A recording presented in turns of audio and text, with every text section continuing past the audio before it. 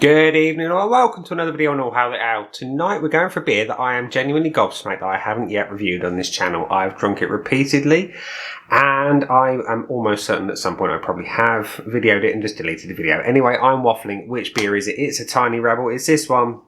It is Stay Puft. And Stay Puft is a marshmallow porter weighing in at a relatively sensible 5.2% ABV. It's a dyed-in-the-wool classic, loved by many.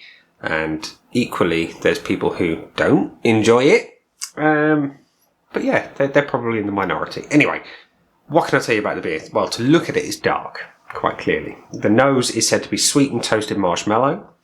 And the taste is meant to be s'mores. So for those who are not familiar with s'mores, you've got your chocolate, you've got your marshmallow, and there's a little bit of graham cracker going on as well. Yeah, so like I say, it's one that people have had many, many times. And they do various varieties. They do the regular, they do the imperial version, they do the various different flavours as well. They've got a candied bacon and something impy version at the minute. There's a coconut cream version going around. But this is the original, the OG Stay Puft Porter. So I happen to like it cold. So that's how I'm serving it today. And I'm going to serve it in my Tiny Rebel glass. There we go. So the pour is dark. There's no getting away from that. It's a dark beer. The warmer you have it, the bigger the head. The colder you have it, the more sensible the head. There we are. So, you have in your glass, you have a jet black beer, and the only little bit of light creeping, and we are talking the tiniest amount of light, is creeping through right at the bottom of the glass. You've got about a finger's worth of tan head that is not particularly compact or even, but it's a good looking beer nonetheless. So there we are. So it is dark, it fulfills that part of the brief.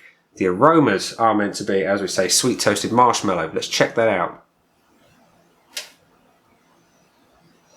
I get more roasted malts.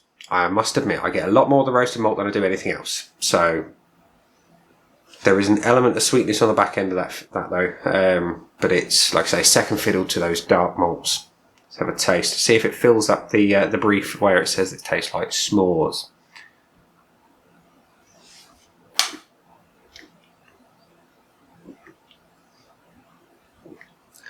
Whether or not it tastes like s'mores, I don't really care.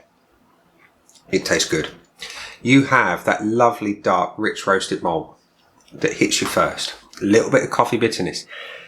And then you get that lovely, sweet marshmallow sort of pillow of delight that just comes and hits your tongue and your taste buds and just makes you go, oh, it's delicious, I want more. So that's what I'm going to do. The body is medium. The mouthfeel is smooth, velvety, soft. Like I say, it's just like having a marshmallow massage your tongue. That's how soft it is.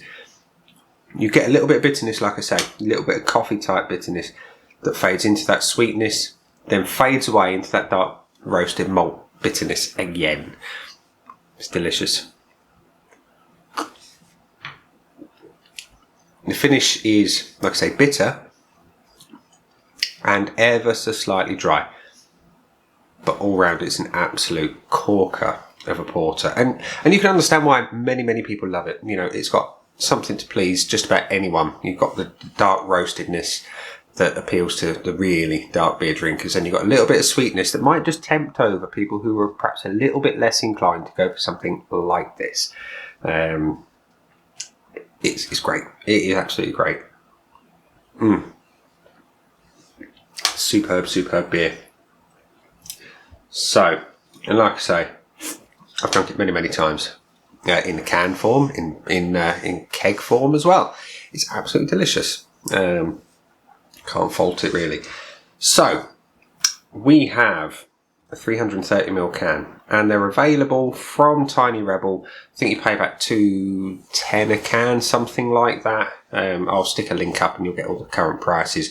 I did do some working out. It works out best to buy it in the 4-pack for the pricing.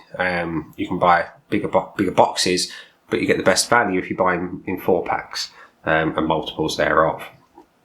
So bear that one in mind if you're buying it direct. Otherwise, you might find it in other places. I know I've had it from Bottlecraft in the past. I think I've had it from Otter's Tears in Burslem. I hope they both open up soon and that everyone's keeping well there. Anyway, I'm waffling.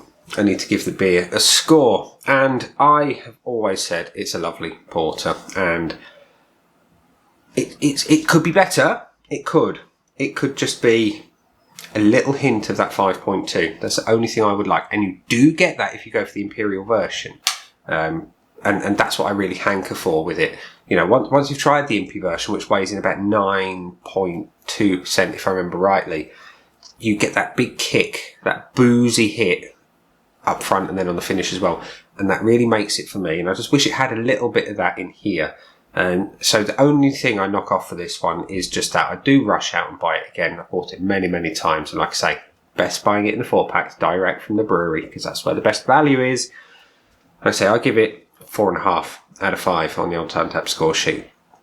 So, ladies and gents, boys and girls, we're at the point in the video where I say, down there are some buttons. You know exactly what to do. We've got your like, comment, dislike and subscribe. Let me know in the comments section if you've tried the old Stay Puft. And on that note, I'm going to go and enjoy the rest of this lovely beer and get the video uploaded for you all to enjoy. So thank you for watching. That's been the beer. I've been me, and I'll see you again soon for another video. Bye.